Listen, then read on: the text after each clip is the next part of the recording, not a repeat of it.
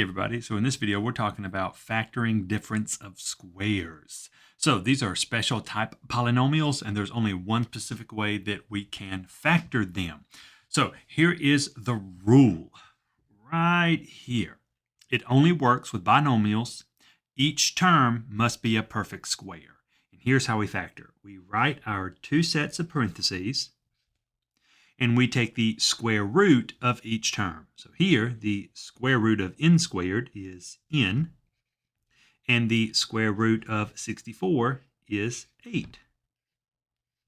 Now, I need to think. I am trying to multiply this and create a difference or create this subtraction. So these cannot have the same sign because a positive times a positive is a positive and a negative times a negative is a positive. So one of these must be positive and one must be negative. And this is how we factor a difference of two squares. Now, we can check this by distribution, and if we get our original question, then we know that we're right. So here, if I foiled this and said n times n and got n squared, and then n times negative 8, and I got negative 8n, positive 8 times n, then positive 8 times negative 8. Notice how these values in the middle, these will cancel, and I'm left with n squared minus 64. So once I multiply these two together, I'm left with my original question. So I know that these are the right factors. And this little trick will work for every example of difference of two squares. So I think, is this a binomial? Yes, because there are two terms. Is there a subtraction sign? Yes, hence the name difference of two squares. Can I take the square root of everything? Can I take the square root of 1? Yes, it's 1. Can I take the square root of 49? Yes, it's 7. Can I take the square root of y squared? Well, that only depends if the power is even. Is 2 an even number? Yes. All right, I can take the square root of everything. So here, I write my two sets of parentheses. The square root of 1 is 1. The square root of 49y squared is 7y. One has to be positive, one has to be negative. And that is it. We have factored this difference of squares. Same thing here. 25x squared minus 49. It is a binomial. There are two terms. 25 is a perfect square. I can take the square root of x squared because 2 is even, and I can take the square root of 49. So this is going to be 5x plus 7 and 5x minus 7. And that's all we do. So back down to the bottom. Here, I can just take the square root of all of this, and I get 2h plus 5g and 2h minus 5g. Now here, this one's different, x squared, y squared. What would I have to multiply together to get that? Well, that would just be xy. So here, I could say xy plus the square root of 81 and xy minus the square root of 81. All right, so we're going to look at a few more examples with the difference of squares. So remember, the idea of greatest common factor is never going to go away. So we just looked at examples where there was no greatest common factor. Here, you may see a greatest common factor. Now, that you have to do first every time. So let's look at this first example. While this right now does not look like a difference of squares, it probably will after we pull out the greatest common factor. So remember, with greatest common factor, we think what's the largest number that can go into both terms and the smallest variable. So here, this is a 2, that's a 72. The largest number that could be factored out is 2. There is no n in both terms, so this n squared is going to stay the same. 72 divided by 2 is 36.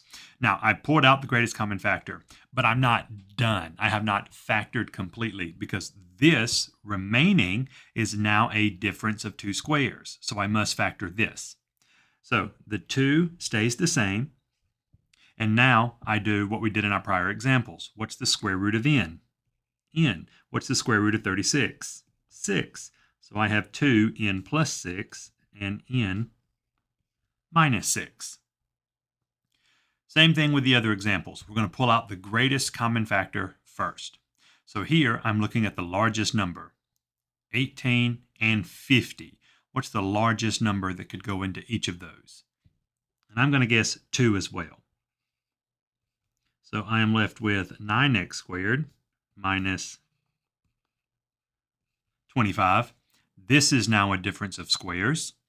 So I have 2 times the square root of 9x squared is 3x.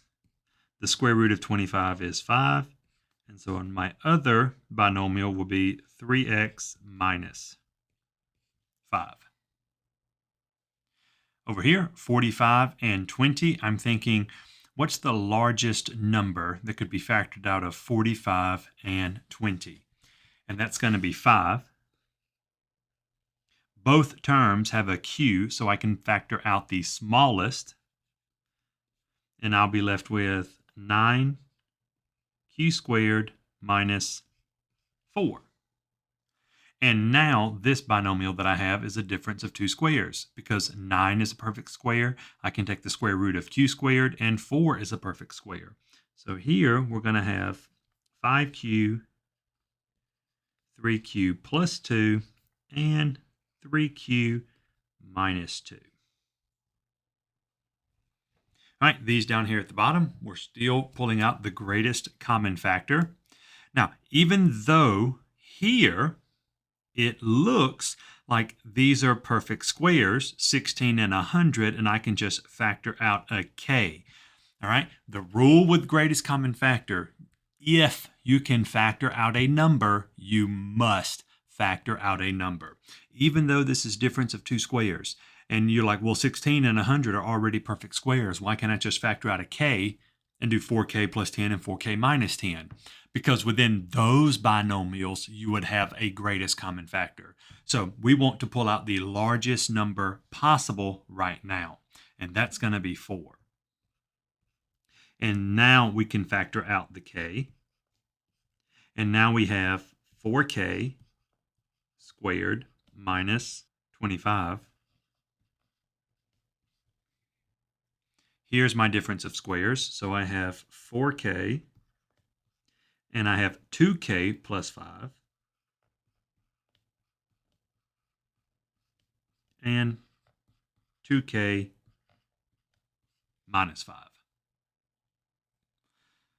My last example with greatest common factor. Here, each term has an m, and each term has an n. So I can factor out both an m and an n, and I'm left with m squared minus 1. Now remember, when you factor, think divide. What's mn divided by itself? Mn, it's 1. Now I can do difference of squares here, and I have mn times m plus 1, m minus 1. That's going to be all for this video. I hope that you found it helpful. If you have any questions, please leave them in the comments, and we'll see you all in the next video.